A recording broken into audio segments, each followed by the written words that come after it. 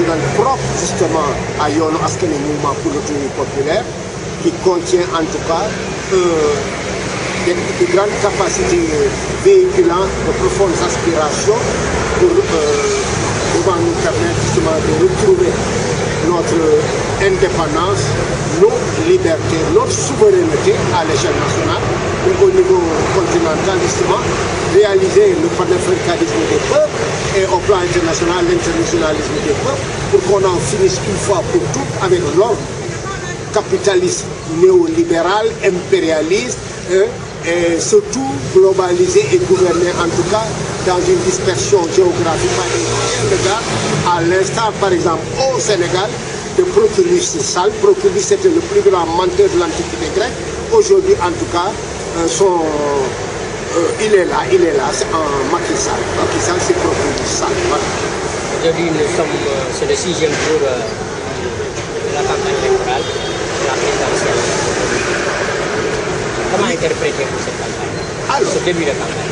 Alors, d'abord, nous sommes une des dynamiques abritées par la coalition Ousmane Sonko.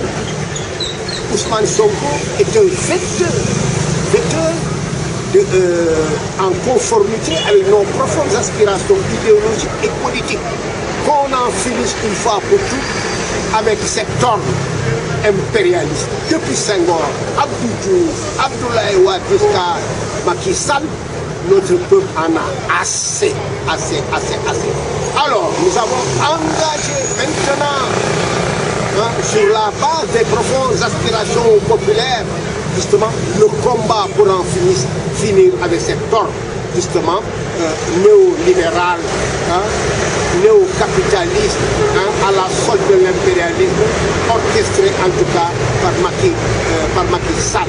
Même la Diop disait que doomu réew mooy tabax réew, ngor mooy faj gàcce doomu réew mooy tabax réew, doxandéem bu tabax réew, doxandéem day ñëw dajale ak ki mooy yóbbu bàyyi fi ay Russie. Ñan lay bàyyi Russie bi xanaa bu ki jur sàmm yi kaakatari xajul sàmm ko nguur gi bu boo réew bu boo askan dafa luñ fi dara réew dafa luñ fi dara askan seen poos ak bitim réew rek au lieu ñu encourager initiative nationale yi defuñ na ko ñu promouvoir le capital privé étranger au détriment des initiatives nationales.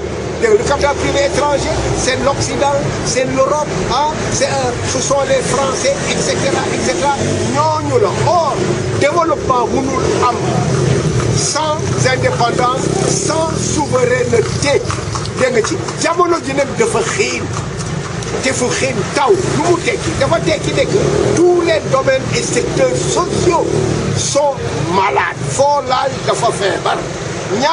ñaareelu misaal bi lan la moo di que nekkinu jaam mënul wéy abadan lu muy mujje xanaa fi ko askan lu ko waral li ko waral moo di que doomu aadama ak awa kenn gënu ko kenn amul njëgam kenn gënu ko kenn amul njëgam mënul ba am nangu ñu koy takkal ay calala ay buumu njaam ba kañ waru garab moo di fippu di fàttali ak di fàttaliku waru garab moo di fippu di fàttaliku ne que jëf mooy nattukaayu dëgg ci le seul critère la vérité c'est la pratique sociale dans sa diversité looloo tax tey ñu daal di ànd si bokk si coalition wu Ousmane Sonko doomu réew la Ousmane Sonko dafa bëgg réewum Sénégal réewum Afrique ak réewum adduna si yëpp dagg seen calal jëmm ngoroy faj gàcce jëf kay dëgg Ousmane Sonko xàllal nañ ko yoon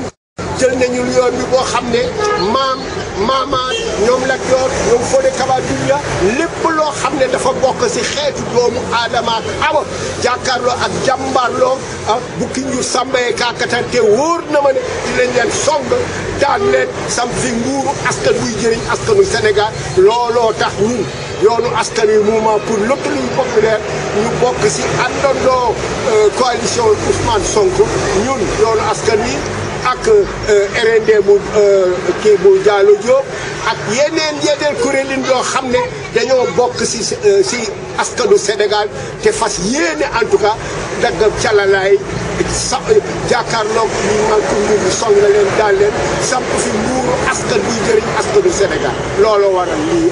Pensez-vous qu'il sera facile de vaincre Macky Sall?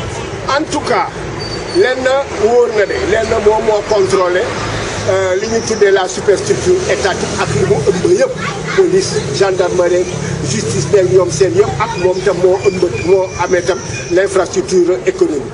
alors loolu moo yooyu sama ñaari li ñu tuddee yëpp moo di nguur mooy pouvoir or pouvoir boo gis nguur boo gis pouvoiru fekk la c'est-à-dire état de classe de pouvoir de classe la li wóor moo di moom de xam nga mënoo contrôler état nguur ba pare organiser ay élection bokk ci élection yi ba pare nag ne di nga nangu ñu gagné la pexe sàcc pexe tricherie yëpp nekk na ci ñoom wante ñun bi ñu jënd jaan ci pax askanu Sénégal du jënd jaan ci pax coalition kii Sonko président du jënd jaan ci pax ñu dinañu vigilant bu baax a baax a baax a baax a baax a baax a baax boo amee pexewu triche wala sàcc wala jënd conscience ñun suñu gëdd moo di baatu kilifte bu ànd ak yem sañ-sañ moo di démocratie populaire askanu Sénégal am na ay pexe yoo xam ne lu mu fi mun a def en tout cas pour tricher pour se maintenir au pouvoir moom Macky Sall le procureur askanu Sénégal am na ay pexe ak gëddu kii askanu Sénégal ak gëddu coalition Sonko président pour en tout cas song ko daan ko vérifier yi mu def yëpp parce que dinañu amal ñu samp fi nguuru askan muy jëriñ askan. Qu'est-ce que vous avez vu en Sonko pour le soutenir? alors li ñu gis ci Sonko moo di Sonko d'abord dafa ñëw waxtaan ak ñun Sonko préoccupation yëpp mooy nekkinu askanu Sénégal nekkinu askan yi nekk Afrique ak nekkinu askan yi nekk ci àdduna si te ci biir ligne yooyu yëpp la préoccupation moo di doomu aadama awa maanaam préoccupation moo di préoccupation genre humain bi. alors ñu waxtaan ci mbirum impérialisme waxtaan ci mbirum indépendance bi ñu amul mbirum souveraineté l'état critique au plan politique au plan économique au plan culturel etc. l'abus avant xam ne les élites les mêmes élites depuis Senghor Abdou Diouf Abdoulaye Wade ba ci Macky Sall des élites qui entretiennent une verticalité pour que fi éterniser wu ba kañ nous avons refusé et avec Ousmane Sonko nous avons décidé d'en finir avec la verticalité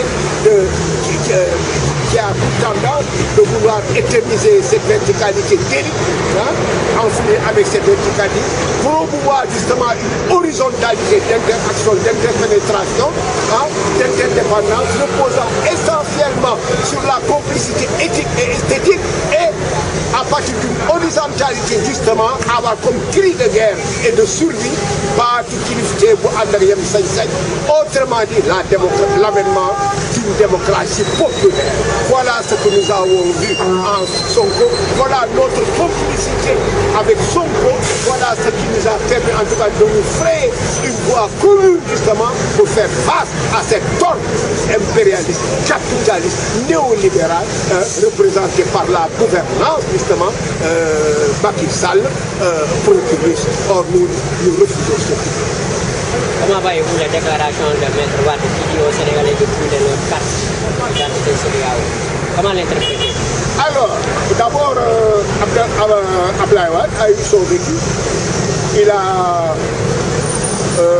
beaucoup d'expérience. Vouloir maintenant mettre un terme justement à la tenue des élections, je pense que ça, il l'a dit, mais c'est sûr que personne n'acceptera, ne suivra justement le refus des élections. Nous avons d'autres voies et d'autres moyens à partir de ce moment-là. Je crois qu'il a dit cela, mais il a aussi d'autres perspectives, il a aussi d'autres démarches pédagogiques. Il est le seul habilité à savoir, nonobstant ce qu'il a si bien dit, ce qu'il a déjà dit et qui ne pourra pas se réaliser, c'est ce qu'il va faire après. Une chose est certaine, nous, en tout cas nous, moi personnellement, nous, au niveau de Yon, pour l'autonomie populaire, nous ne faisons pas de différence, en tout cas entre les différents libéraux. Nous en avons assez avec le néolibéralisme, avec le libéralisme, le néocolonial, nous en avons assez. Nous ne sommes pas des chiens de garde, nous ne sommes pas nous tenons compte de tout cela. C'est les élections, nous allons justement y participer, l'activer en tout cas en tant que flamme à entretenir de la lutte des classes. Et une chose est certaine, nous vaincrons en tout cas, Proximus ne sera plus réélu ici, Macky Sall, et puis de semblable à lui pareil, nous en avons assez, ça va être l'avènement de notre peuple. Que dites-vous aux autres leaders de parti sur le terrain? Je le dirai tout simplement qu'il faut qu'on unifie toutes les forces patriotiques, toutes les forces qui ont pour préoccupation de créer du poids de libération, d'émancipation à notre peuple et de faire face justement à toute injustice, à toute tricherie, à toute violence. Ce sont les masses qui font l'histoire. Je dis encore une fois, ce sont des forces justement davantage à unifier, à acter et qui devront justement activer, entretenir la flamme de la lutte des classes dans sa diversité. Nous avons besoin d'unification. Toute stratégie a besoin, comme produit pédagogique, en tout cas, un ensemble de tactiques ayant pour racine justement notre peuple et justement pour débouchement aussi le devenir social et humain de notre peuple. Voilà. Merci. Alors, si l'on le yop, je fais en tout cas le bagna yay kumay noto ndax noo tànge jaam rek moo xëy nongo bañ leen moom moo suufeel caada jëriñoo kom teg loxoom bi si doxalinu réew mi wóor na ñoo bañ ñoo lank duñ ko nangu noo tànge loraange la duñ ko nangu doomu ndey doomu baay sama xarit jàppante leen mu dëgër ñu song noon bu ñu bëggee Sénégal ci réew mi naat bukki sëndu mbeelaan ba mu bëggee wut lu mu ndawaloo dafa mbubboo teeru be ngir mun a fàdd beyi ndu mbeelaan ndam laa ngi si fekk bu askan doomu réew mooy tabax léppam ci kanam sa kanam xeexu fekk bu askanu Sénégal jërëjëf